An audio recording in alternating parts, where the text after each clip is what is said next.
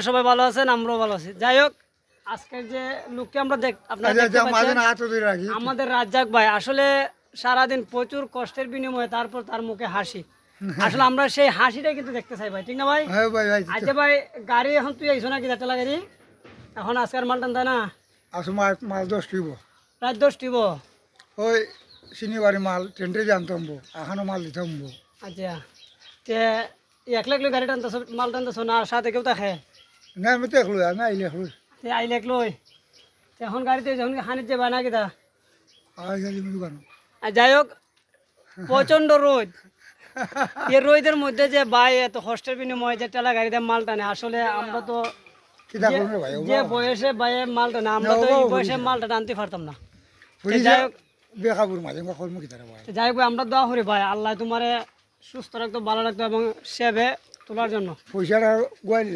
পয়সাটা আসলে উনি পয়সাটা গোয়াই দিছে, গোয়ানির পর আজকে এই শেষ সময় আইয়া উনি কষ্টে শেষ সময় পড়ছে না? তে মাল শেষ নি কেন? মাল ওই হানের তো শেষ। যাই হোক,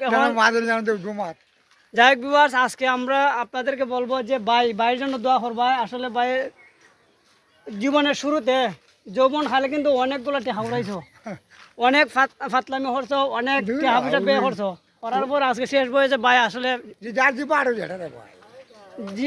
জীবনের মাঝে কি হেরে গেছো। ভালো যেটা এখন মোটামুটি আল্লাহর রহমতে চলতার পারে নি গাড়ি ঘোড়া ভাইয়া। এখন কি গাড়ি আরো পাইবা না শেষ দিলাইবা? ইটার তুলি মরতায়।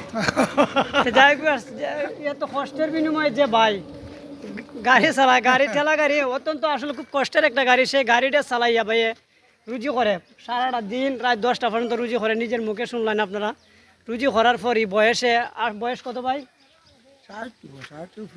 হ্যাঁ, প্রায় 70-এর কাছাকাছি বয়সে যে ভাই ঠেলা গাড়ি চালায়। আসলে যৌবন বয়সে 20 বছর বয়সেও এই কাজটা করা যে পারতাম না আমরা। আর এই ভাই কিন্তু আজকে 70 বয়সে বিবেকের কাছে, জীবনের কাছে হেরে গিয়ে আজকে সেই কাজটি করতেছে ভাইয়ে।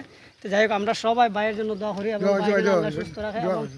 আর তোমার এই ফ্যামিলির কারণে তুই ভাই আজকে কাজ কাম করে তে ভাই কিছু হোক, সবাই দোয়া করতে পারি লাগি হোক তোমার লাগি দোয়া চাও যে ভাই আমার সবাই দোয়া করি, আমার শরীরটা যেন সুস্থ দেখে, ভালো থাকে, খাম করে খাইতাম এবং মানুষের দ্বারে যাতে না যাওয়া যায়। শেষ বয়সে বলে যেন খাম করে আল্লাহ এরপর মানুষের দ্বারে কাছে যাতে হাত পাততে না হয়, প্রত্যাশা আল্লাহর কাছে করোনা নিয়ে। আজ যাই হোক, আমরা সবাই বাইরের জন্য দোয়া করবো ইনশাল্লাহ। বাইরে আল্লাহ ভালো রাখতো, সুস্থ রাখতো।